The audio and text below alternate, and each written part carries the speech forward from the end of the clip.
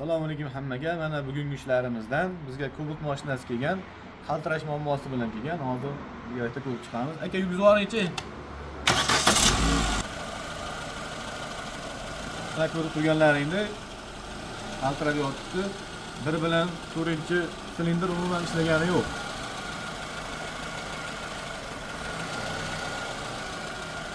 Buni ikkita yo'li bor. Galobkani ko'tarib qilish kerak birinchisi, ikkinchisi ko'tarmasdan tepadan chaqlab qilsa bo'ladi. Hozir buni tepadan chaqlab chiroyli qilib ishlarni bitirib beramiz. Keyin bitgan videosini ham qo'yamiz, ko'rasizlar.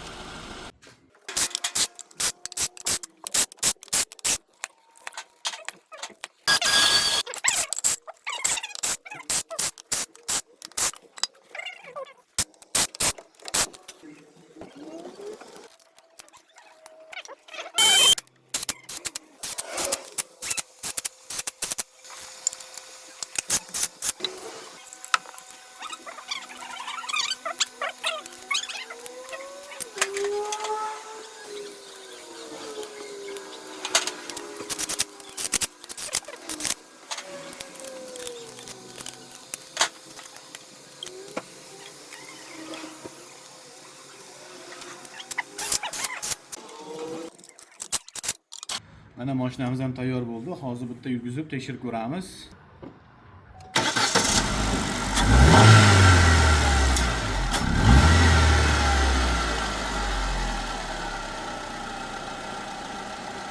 Mana ko'rib turganingizdek chiroyli chiqdi, xudo xolasa.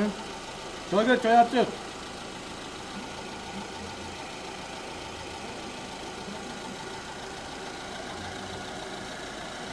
Xudo xolasa mana bitti. Kimga shunaqangi xizmatlar kerak bo'ladigan bo'lsa, pastdan navbar qoldiramiz. Bemalol aloqaga chiqinglar, chiroyli qilib ishlarini bitkazib beramiz. Ko'pchilik bizni obuna bo'lmasdan kuzatadigan.